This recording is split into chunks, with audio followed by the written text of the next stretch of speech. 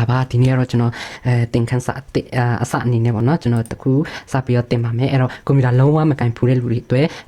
ကွန်ပျူတာပိတ်တဲ့နည်းပေါ့နော်အဲ့ဒါဘယ်လိုပိတ်ရမလဲဆိုလို့ရှိရင်ကျွန်တော်တို့ဘယ်ကိုတွားရမလဲဆိုရင်ဒီအောက်ဆုံးမှာရှိတဲ့ဒီ text bar ပေါ့နော်ဒီဘားကိုဒီတန်းလုံးဘာလို့ခေါ်လဲဆိုရင် text bar လို့ခေါ်တယ်ဒီ text bar ရဲ့အတောက်ဆုံးမှာရှိတဲ့ဒီမှာကတင်ပေါက်ပုံစံမျိုး window logo လို့ခေါ်တယ်ဒီဟာကကျွန်တော် start လို့လည်းခေါ်တယ်ပေါ့နော်အဲ့တော့ဒီဟာလေးကိုတစ်ချက်နှိပ်လိုက်ပါနှိပ်ပြီးလို့ရှိရင်ဒီမှာpower ခလုတ်လူမျိုးအတင်ဂီတာလေးရှိတယ်ပေါ့နော်အတင်ဂီတာလေးကိုတစ်ချက်ထပ်တော့နှိပ်မယ်ပေါ့နော်နှိပ်ပြီးလို့ရှိရင်ဒီမှာနှိပ်လိုက်လို့ရှိရင်၃ခုထွက်လာပါတယ် sleep ရယ် shutdown ရယ် restart ရယ်ဆိုပြီးတော့၃မျိုးထွက်လာတယ်ပေါ့နော်အဲ့တော့sleep ကဘာတက်လဲဆိုလို့ရှိရင်ဥပမာကျွန်တော်တို့မိနစ်လုံးကျွန်တော်ကွန်ပျူတာသုံးနေနေ့လေကျွန်တော်သမင်းစားတဲ့အချိန်မှာကွန်ပျူတာလည်းခဏလေးပြီးအိတ်ချင်ခဏလေးပြီးနားချင်တဲ့ခါမှာဆိုလို့ရှိရင်sleep ကိုနှိပ်လိုက်ပါပေါ့နော် sleep ကိုနှိပ်ဆိုလို့ရှိရင်သူကဒီခဏလေးနားသွားတယ်ခဏလေးအိတ်သွားတယ်ပေါ့နော်အိတ်သွားလို့ရှိရင်ကျွန်တော်တို့သမင်းစားပြီးလို့ဘာညာကျွန်တော်လုပ်ပြီးလို့ရှိရင်ကျွန်တော်တို့ကွန်ပျူတာကိုတပ်ပြန်ဖွင့်ပြီးလို့ကျွန်တော်ပြန်သုံးလို့ရတယ်ပေါ့နော်အဲ့တော့ဒါဒီကွန်ပျူတာခဏပြီးနားတဲ့ချင်တဲ့အချိန်မှာဒီ sleep ကိုတောင်းတာ shutdown ကကျွန်တော်ဘာတွေ့လဲဆိုရင်ကွန်ပျူတာလုံးဝပိတ်ချချင်တဲ့အခါမျိုးမှာဆိုရင်shutdown ကိုကျွန်တော်တို့နှိပ်ဖို့လိုတယ်ပေါ့နော်အဲ့တော့ shutdown ကိုမနှိပ်ခင်မှာဒီမှာကြည့်လိုက်ပါဒီမှာ file တွေဖွင့်ထားတာရှိလားပေါ့နော်ဒီမှာဆိုရင် file တွေဖွင့်ထား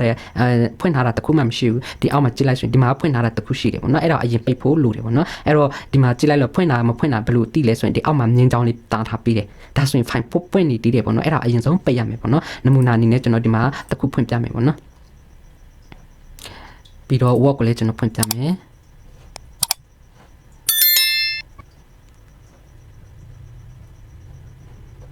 ပြီးExcel ကိုလည်းကျွန်တော်ဖွင့်ပြလိုက်မယ်ပေါ့နော်ဒါတွေကိုကျွန်တော်အကုန်လုံးဖွင့်ထားလိုက်မယ်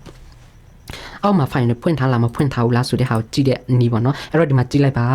ဒီကွန်ပျူတာကိုမပိတ်ခင် shut down မလုပ်ခင်မှာဒီမှာဖွင့်ထားတဲ့ file တစ် file ရှိကြည့်လိုက်ပါအောက်မှာဆိုမြင်းချောင်းလေးနဲ့ပေါ်ပြီးတယ်ဒီမှာဆိုလဲထုံနည်း၎င်းပဲမြင်းချောင်းလေးနဲ့ပေါ်ပြီးတယ်ဒီမှာဆိုလဲထုံနည်း၎င်းမြင်းချောင်းနဲ့ပေါ်ပြီးတယ်ပေါ့နော်အဲ့ဆိုရင်ကြည့်လိုက်တာနဲ့အောက်မှာဖွင့်ထားတဲ့ file ရှိသေးတယ်ဆိုဒီကိုသွားမယ်ပိတ်လိုက်မယ်အဲ့ဆိုရင်အောက်မှာမြင်းချောင်းတားထားတဲ့ဟာပျောက်သွားပြီအဲ့ဆိုပိတ်လိုက်ပြီဆိုတဲ့အဓိပ္ပာယ်ရတယ်ဒီမှာကြည့်လိုက်ပါဒါဖွင့်ထားနေသေးတယ်ဆိုရင်ဒါကိုအရင်ပိတ်ပါရင်ပိတ်လိုက်မယ်ပေါ့နော်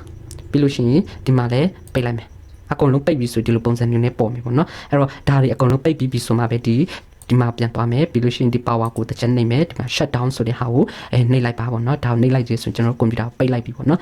နောက်တစ်ခုခါကျတော့ဗာလဲဆို restart ဆိုတာရှိတယ် restart ခါကျတော့ဗာလဲဆိုရင်ကျွန်တော်တို့ကွန်ပျူတာအရင်လေးနေတဲ့အခါမျိုးမှာတခု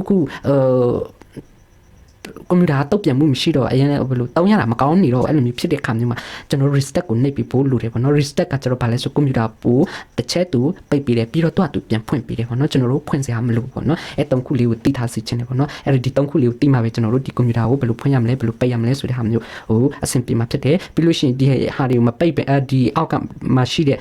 ဖွင့်ထားတဲ့ file တွေကိုမပိတ်ပဲနဲ့ကျွန်တော်တို့ shut down ကိုသွားနှိပ်လိုက်လို့ရှိရင်ကျွန်တော်ကွန်ပျူတာဒီတဖြည်းဖြည်းနဲ့ဟိုတချို့ဟာတွေဆိုပြတ်သွားတယ်ပေါ့နော်အဲ့လိုမျိုး software တွေဆိုလည်းပျောက်တဲ့ဟာတွေပျောက်သွားတယ်အဲ့လိုမျိုးတွေဖြစ်သွားတတ်တယ်အဲ့တော့ဒီအောက်မှာရှိတဲ့ text bar ပေါ်မှာရှိတဲ့မပိတ်ရသေးတဲ့ file တွေကိုအရင်ဆုံးပိတ်ပြီးတော့မှဒီမှာ shut down လာနှိပ်တဲ့ဟာမျိုးကိုပုံမှန်လုပ်ပြီးဖို့လိုအပ်တယ်ပေါ့နော်အဲ့တော့ဒါဒီကွန်ပျူတာပိတ်တဲ့နည်းနဲ့ပတ်သက်ပြီးတော့ကျွန်တော်ပြောသွားခြင်းပဲဖြစ်ပါတယ်